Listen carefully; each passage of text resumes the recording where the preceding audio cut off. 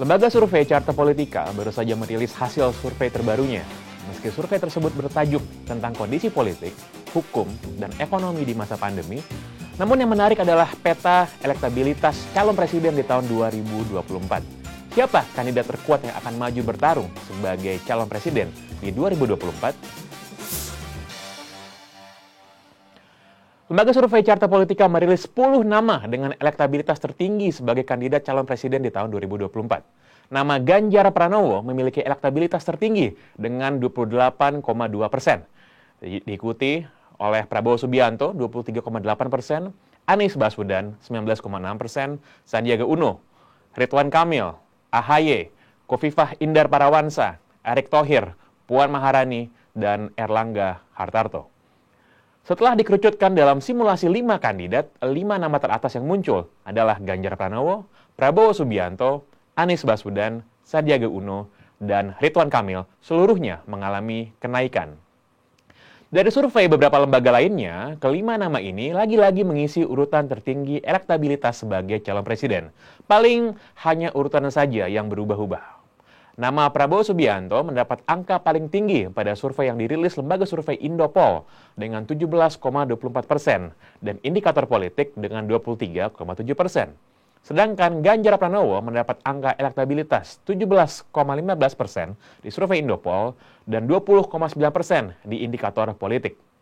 Nama Anies Baswedan juga masih kuat dengan elektabilitas sebesar 13,58% di Indopol dan 15,1% di indikator politik. Dua nama lainnya, Sandiaga Uno dan Ridwan Kamil, masing-masing mendapat angka elektabilitas bervariasi di angka 4 dan 5%. Kita seharusnya tidak berhenti dengan membaca hasil survei saja. Melihat bagaimana relasi nama-nama potensial yang muncul dengan parpol juga penting untuk dilakukan. Kenapa?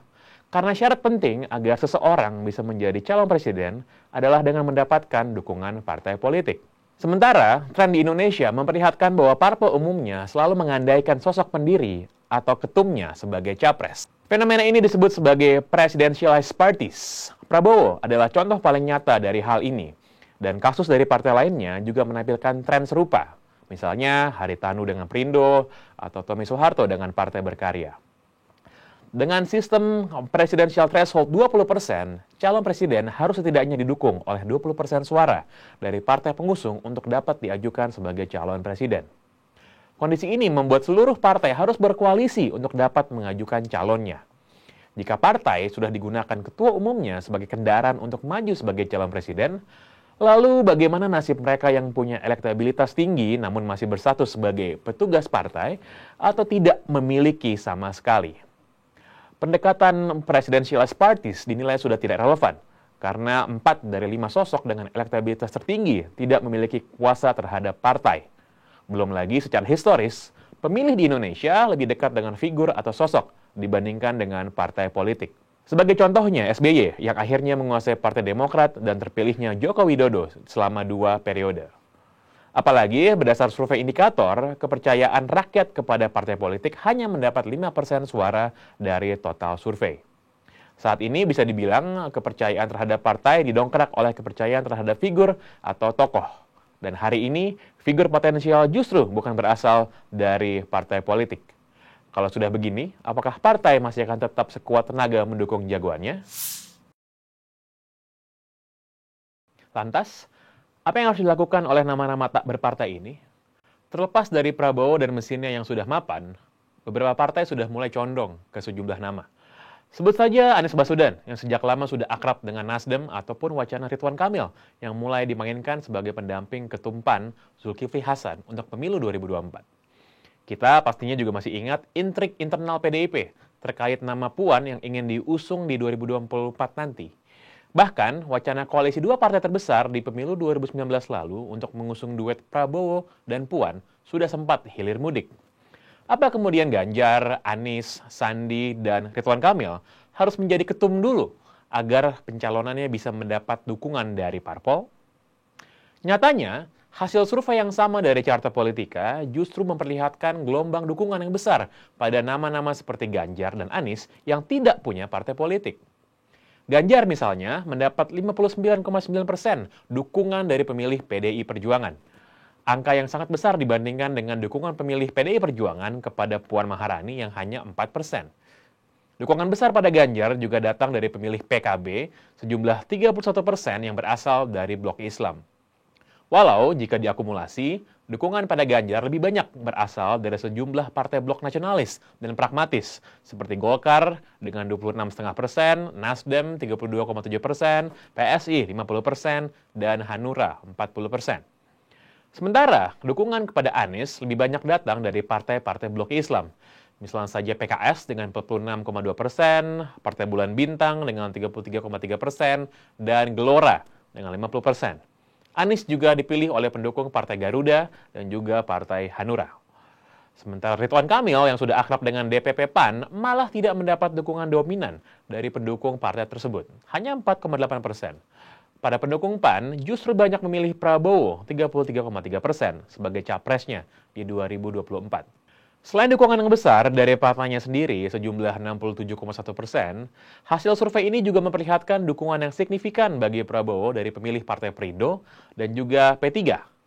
Sementara untuk mantan cawapres Prabowo dulu, Sandiaga Uno, dukungan datang dari pendukung Partai Umat dengan 66,7%.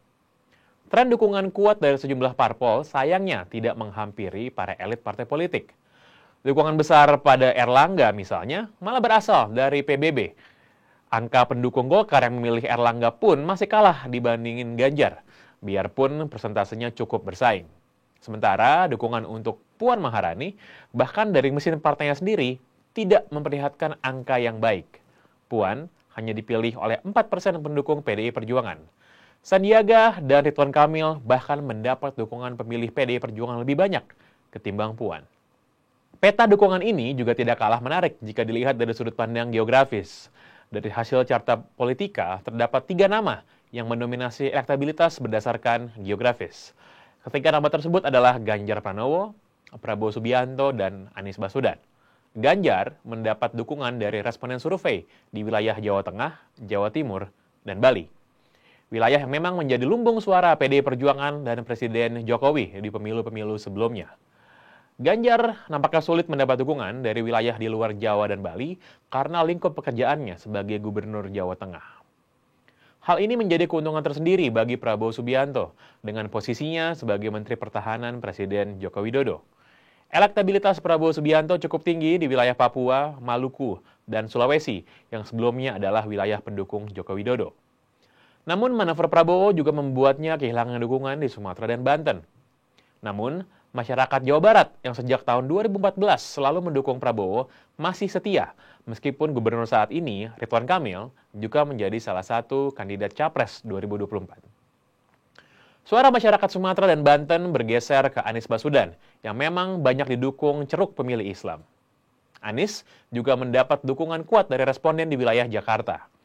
Dengan dukungan yang masif kepada tokoh yang tidak memiliki partai politik, akankah partai politik masih akan menutup mata dari elektabilitas ketokohan yang melampaui partai beserta jagoannya? Atau, apakah masih masuk akal jika partai politik terus mendorong ketua umum atau elit partainya sebagai calon presiden di 2024 nanti?